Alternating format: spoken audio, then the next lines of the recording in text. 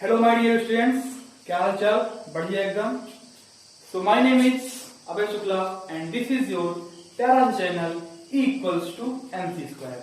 सो आज हम class 12 physics chapter number 2 electrostatic potential and capacitance का एक नया लेक्चर स्टार्ट करने चल रहे हैं, जिसमें हम आज पढ़ेंगे spherical capacitor and cylindrical capacitor. So first of all heading लगा लीजिए स्फेरिकल कैपेसिटर। हेडिंग लगा लीजिए स्फेरिकल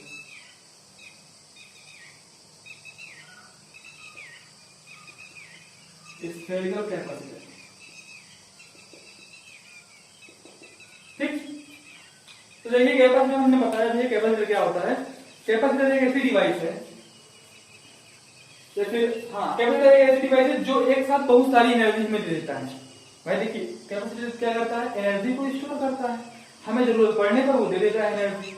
ठीक है ना? तो हम कह सकते हैं कैपेसिटर एक ऐसी डिवाइस है जो कि एनर्जी को स्टोर करता है, और जब हमें उसकी एनर्जी की रिक्वायरमेंट होती है तो वो हमें एक साथ एनर्जी को प्रोवाइड करता है। अगर हम बात करें सेल और कैपेसिटर में क्या डिफरेंस होता है, तो सेल हमें कांस्टेंट एनर्जी को प्रोवाइड करता है। फिर बैटरी में और कैपेसिटर में अगर हम बात करें कि डिफरेंसेस क्या है, देखिए बैटरी क्या है? बैटरी हमें जो है कांस्टेंट एनर्जी प्रोवाइड करती है। भाई कांस्टेंट हमें दे रही है, मतलब देखिए जो हमारी लाइट वगैरह है हो जाता है कांस्टेंट, मतलब कांस्टेंट एनर्जी प्रोवाइड कर रही है बैटरी। लेकिन जो कैपेसिटर क्या होता है वो एक बार में हमें वो एनर्जी देता है। ठीक है, तो ये सब बात है कैपेसिटर की। अब जो है हम बात करने चले स्फेरिकल कैपेसिटर की। ठीक है, बात करने चलते हैं स्फेरिकल कैपेसिटर की। तो हमने एक हॉलो स्फीयर लिया, हमने क्या ले लिया? एक हॉलो स्फीयर हमने लिया। ठीक, इसके अंदर हमने एक और हॉलो स्फीयर ले लिया। ठीक है, अब बोलोगे तो हॉलो स्फीयर कर लिया। हम ये भी बोल रहे हैं कि इसके ऊपर हमने माइनस चार्ज ले लिया। हम ये भी कह रहे हैं इसके ऊपर हमने माइनस चार्ज को भी ले लिया। इस स्फीयर के ऊपर हमने क्या ले लिया? Minus charge. ठीक, जब यहां माइनस ले लिया तो यहां क्या हो जाएगा? जैसे प्लस हो जाएगा। बताइए, प्लस होगा। तो ये माइनस यहां पर हमने इसलिए लिया क्योंकि जो कैपेसिटर होता है वो अरेंजमेंट होता है टू अपोजिटली चार्ज का। देखिए हमने क्या पढ़ा था? टू अपोजिटली चार्ज कंडक्टर का ना, ये जो पढ़ा था it is an arrangement of two equal and opposite charges ना, ऐसे ही पढ़ा था डेफिनेशन। तो क्या है? अरेंजमेंट होता है किसका? दो equal and oppositely charge plate का, ऐसा बोल सकते हैं। कंडक्टर है। ठीक है, तो यहाँ अगर हमने माइनस ले लिया, देखिए अपोजिटली चार्ज लेना है, यहाँ माइनस लेंगे अपने आप से प्रोड्यूस हो जाएगा पॉजिटिव चार्ज। ठीक है, तो यहाँ प्लस हो गया, इस साइड क्या हो गया? प्लस हो गया। ठीक, अब हमें यहाँ पर क्या कर देंगे? थोड़ा अर्थिंग टाइप कर देंगे। क्या कर देंगे? अर्थिंग कर देंगे। अर्थिंग इसलिए करेंगे कि यहाँ प्लस होगा तो यहाँ माइनस होगा, तो माइनस को हम ग्राउंडिंग कर देंगे तो हमें यहाँ पर प्लस ही बचेगा। तो हमारा क्या बन सकता है? अगर हम अर्थिंग नहीं करेंगे तो हमारा कैपेसिटर नहीं बनेगा। इसीलिए हमने क्या किया? अर्थिंग कर दिया तो हमारा क्या बन गया? कैपेसिटर बन गया। अरेंजमेंट बन गया दो इक्वल एंड अपोजिट चार्जेस का, तो ये क्या हो गया? कैपेसिटर। क्लियर? अब हम मान लेते हैं ये सेंटर है इसका, इसकी रेडियस A है और यहां से लेकर यहां तक इसकी रेडियस B हमने मान लिया। ठीक, अगर इलेक्ट्रिक फील्ड की लाइन की अगर हम डायरेक्शन देखें तो ऐसा होगा। ऐसा होगा नहीं? बताइए भाई। पॉजिटिव से निगेटिव, निगेटिव के लिए ऐसा होगा कि नहीं? निगेटिव के लिए इनवर्ट होता है नहीं? निगेटिव चार्ज के लिए हमने पढ़ा है क्या? इनवर्ट होता है कि नहीं? ऐसे इनवर्ट हो गया। क्लियर? ऐसे इधर भी। ठीक, लेकिन अगर हम यहाँ पर इलेक्ट्रिक फील्ड की बात करें तो यहाँ पर इलेक्ट्रिक फील्ड जीरो होती है। यहाँ पर इलेक्ट्रिक फील्ड क्या होती है? जीरो होती है। ठीक है, अब हमें निकालना क्या है? हमें जो है कैपेसिटेंस निकालना है यहाँ पर कहीं पर। हम मान लीजिए एक पॉइंट ये है P, हमें यहीं पर क्या निकालना है? कैपेसिटेंस निकालना है। तो इसके लिए हम क्या करेंगे? गॉसियन सर्किट ड्रा करेंगे। हम ड्रा करते हैं क्या? Gaussian circuit. क्या ड्रा किए? Gaussian circuit. यहाँ पर क्या लेंगे? dr वेक्टर लेंगे यहाँ पर, मतलब एरिया वेक्टर लेंगे यहाँ पर। तो जो dr वेक्टर की डायरेक्शन होगी वो ये हो जाएगी। dr वेक्टर ऐसे होगा, और जो इलेक्ट्रिक फील्ड डायरेक्शन में वो कैसे है? ऐसे। भाई देखिए हमने यहाँ पर एक ऐसा पॉइंट है, ऐसा ही है। यहाँ पर हमने dr वेक्टर अपना किधर है? इधर है, और माइनस इधर है, तो इलेक्ट्रिक फील्ड डायरेक्शन इधर है, तो थीटा यहाँ पर कितना हुआ, अपोजिट है ना, थीटा यहाँ कितना हो गया 180 डिग्री होगा कि नहीं, बताइए। थीटा यहाँ कितना हो गया 180, किसके किसके बीच में, इलेक्ट्रिक फील्ड और dr वेक्टर के बीच में जो थीटा है वो 180 हुआ कि नहीं। अच्छा, अगर हम बात करें कि इन दोनों के बीच का पोटेंशियल डिफरेंस कितना होता है, इन दोनों के बीच का पोटेंशियल डिफरेंस कितना होता है, अगर हम इन दोनों के बीच के पोटेंशियल डिफरेंस की बात करें तो इन दोनों के बीच जो पोटेंशियल डिफरेंस होता है वो होता है v = minus of E dot dr। ठीक, जब हम इसको हम और सॉल्व करेंगे, सिंप्लीफाई करेंगे, तो क्या आ जाएगा v = minus E D R cos theta.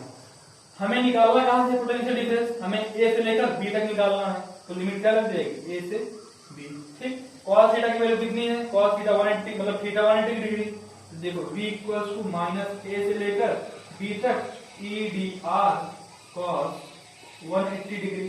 Clear, अब cos 180 डिग्री की वैल्यू -1 हो जाती है, तो क्या हो जाएगा, v = हो जाएगा, यहाँ देखिए v =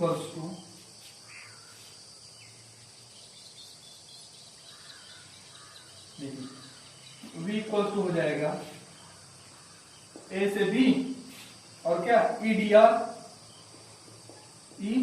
भाई cos 180 डिग्री -1 होगा, माइनस और माइनस से मल्टीप्लाई करेंगे तो प्लस हो जाएगा, a से b लिमिट बचेगी और ई डी आर बचेगा, a से b लिमिट बचेगी और e और डी आर बचेगा।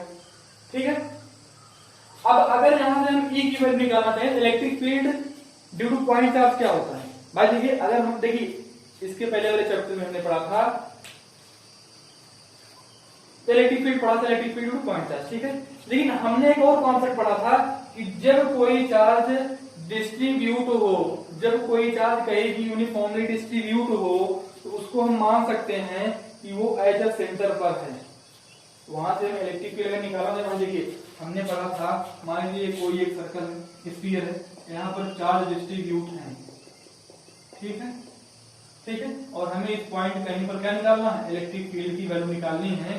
तो ये देखिए जब इलेक्ट्रिक फील्ड निकलता था तो आता था KQ/R², KQ/R²।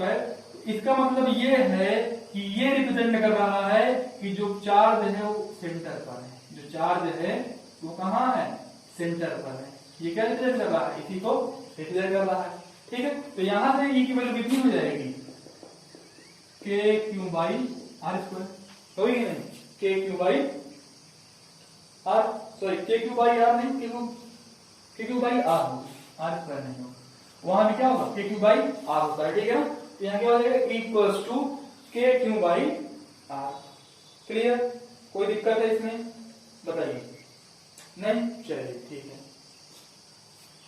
अब देखिए इसको हम अंदर मल्टीप्लाई करते हैं, रखते हैं वैल्यू, v = 1/4πε0 q/r, इंटीग्रेशन लगा है a से b तक dr। अब इसमें कांस्टेंट क्या क्या है, q और 4πε0 कांस्टेंट है, तो निकाल लो r, q/4πε0 integration of a से लेकर b तक 1/r dr। यहाँ पर r का इंटीग्रेशन होना चाहिए, यहाँ पर क्या होना चाहिए, तो ये देखिए यहाँ पर electric field two point charge R² ही होता है। ठीक है ना, हाँ पोटेंशियल होता है R। ठीक है ना, तो यहाँ क्या हो जाएगा, R² होगा। ठीक है, v = क्या हो जाएगा, q/4πε0 a से b तक, R ऊपर जाएगा तो आगे पावर -2 dr। अब देखिए r की पावर -2 हुआ तो इसका इंटीग्रेशन क्या हो जाएगा, v = q/4πε0 a से लेकर b तक, r की पावर -2 + 1/-2 + 1। ठीक है, v हो जाएगा q/4πε0 a से लेकर के b तक, r की पावर -1/-1, यही होगा। या फिर v हो जाएगा q/4πε0 r की पावर -1 नीचे आएगा 1/r, यहाँ पर क्या लगेगा, आगे माइनस लग जाएगा, नीचे वाला माइनस लगा। ठीक है, लिमिट कहाँ है, a से बी तक। v equals to Q upon 4 pi epsilon not minus के साथ यहाँ पर 1 upon upper limit minus lower limit, तो b माइनस 1 अपॉन ए। ठीक है, अभी जब माइनस अंदर मल्टीप्लाई कर देंगे तो Q upon 4 pi epsilon not 1 upon A minus 1 upon B. ये क्या आ गया? ये पोटेंशियल आ गया। ये क्या आ गया? पोटेंशियल आ गया। ठीक है, ठीक। अब देखिए कैपेसिटेंस में निकालना है, तो कैपेसिटेंस फार्मूला क्या होता है? C equals to Q upon B.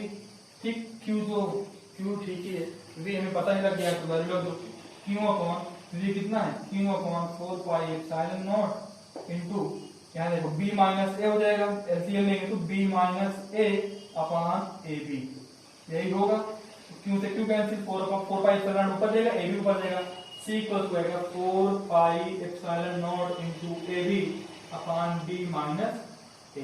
तो कैपेसिटेंस में जो फाइनल एक्सप्रेशन आया वो ए आ गया कि 4 pi epsilon not into A B, 4 pi epsilon not into A B upon b minus A.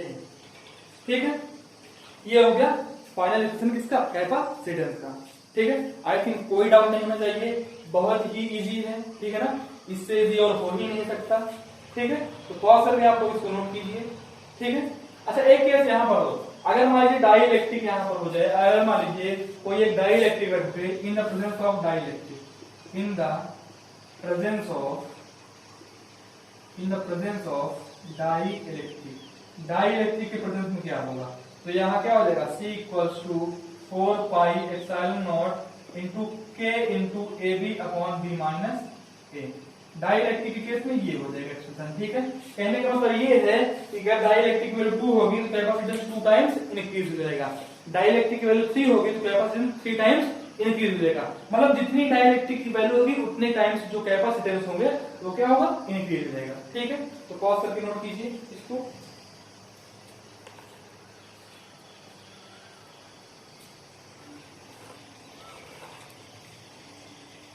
Pause करके नोट कीजिए, हो गया?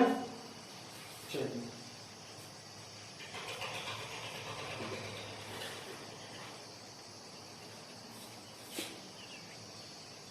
स्फेरिकल कैपेसिटर हो गया। ठीक है, अब हम बात करते हैं सिलेंड्रिकल कैपेसिटर की। इसकी बात करते हैं सिलेंड्रिकल कैपेसिटर की। स्फेरिकल कैपेसिटर अपना हो गया, बात करते हैं सिलेंड्रिकल कैपेसिटर की। ठीक है,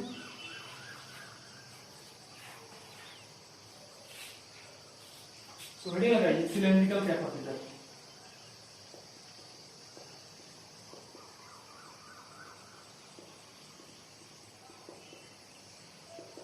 ठीक, क्या करना है? सिलेंड्रिकल कैपेसिटर में पढ़ना है। तो सबसे पहले हम एक सिलेंडर बनाएंगे,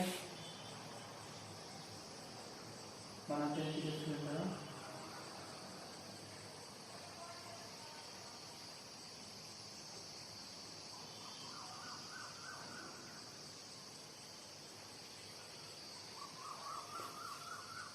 ठीक है, देखिए अंदर एक और क्या बनाएंगे? एक छोटा सा अंदर एक और सिलेंडर बनाएंगे। ठीक, यहाँ पर इस पर इसके सरफेस हमने क्या ले लेंगे? नेगेटिव चार्ज ले लेंगे। ठीक, तो यहाँ क्या हो जाएगा? पॉजिटिव हो जाएगा। क्लियर है? यहाँ क्या हो जाएगा? पॉजिटिव हो जाएगा।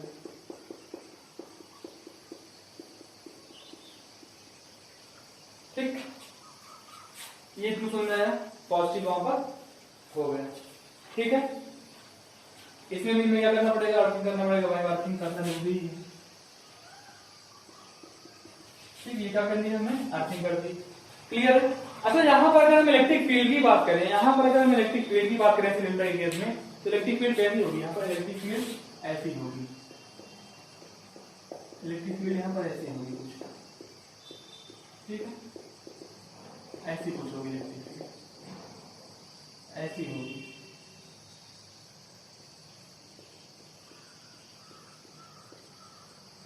ठीक, देखिए समझ में नहीं आ रहा कैसे बता रहे हैं। मान लीजिए कि जैसे कोई सिलेंडर है, मान लीजिए कि ऐसे ये यही एक सिलेंडर है। ठीक है, कैसे? ऐसा है ना, ऐसा है, गोले टाइप का है, स्फीयर टाइप का है।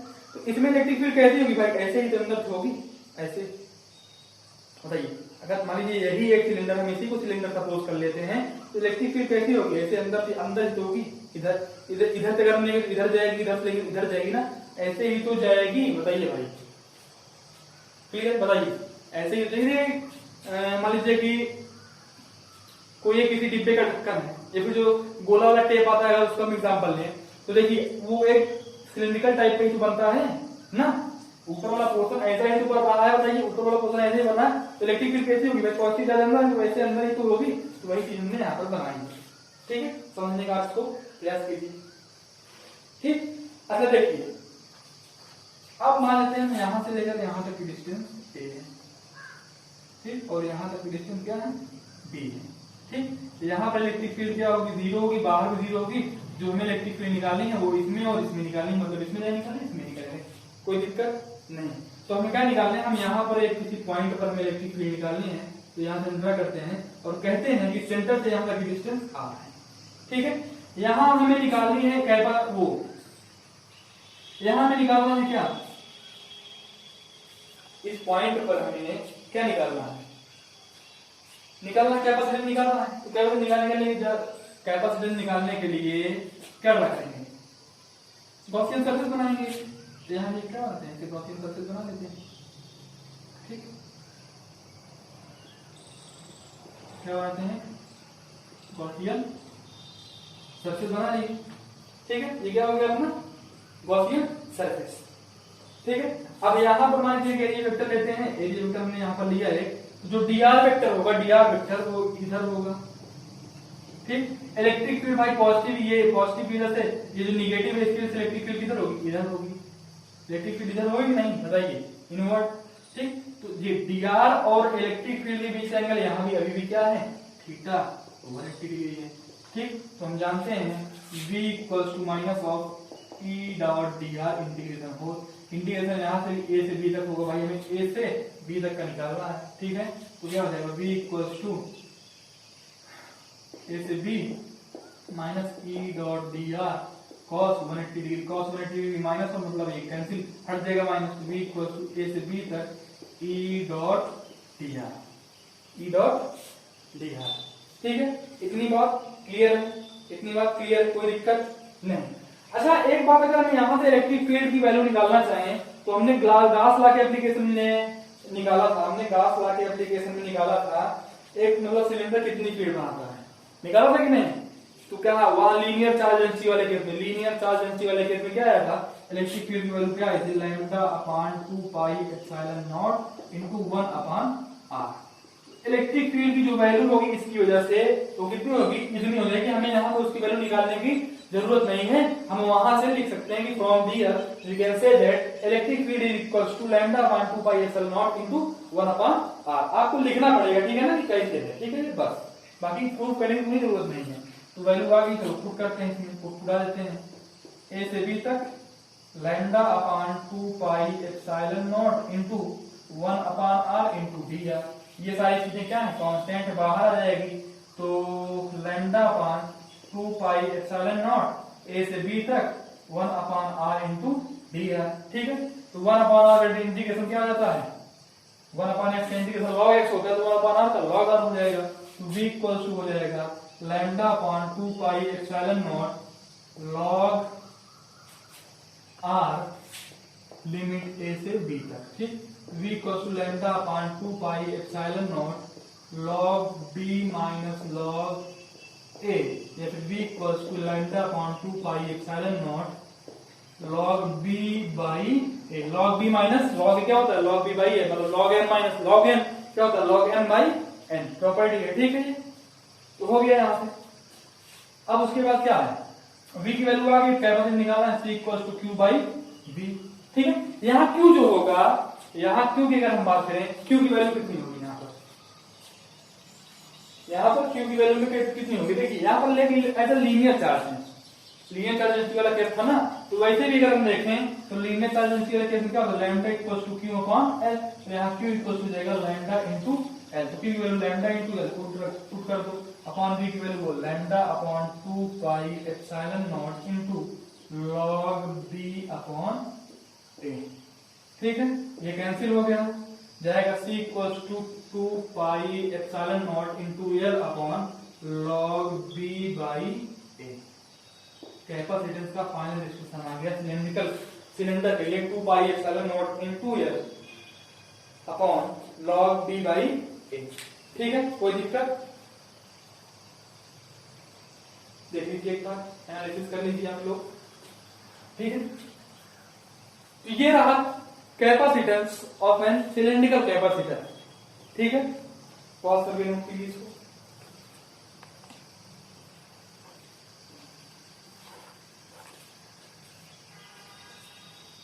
ठीक हो गया, तो आई थिंक इसमें कोई प्रॉब्लम होनी नहीं चाहिए। ठीक है, बोर्ड में जो है बहुत ज्यादा ये पूछा नहीं जाता, फिर भी नॉलेज के लिए आपको बताना जरूरी है क्योंकि सिलेबस में है भाई।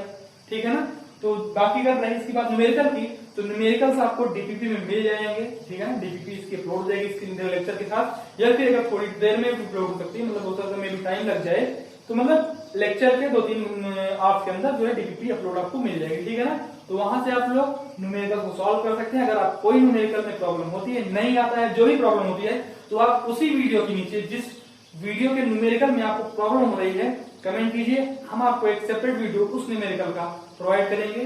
ठीक है ना, तब तक के लिए पढ़ते रहिए, मिलते हैं नेक्स्ट लेक्चर में। All the very best.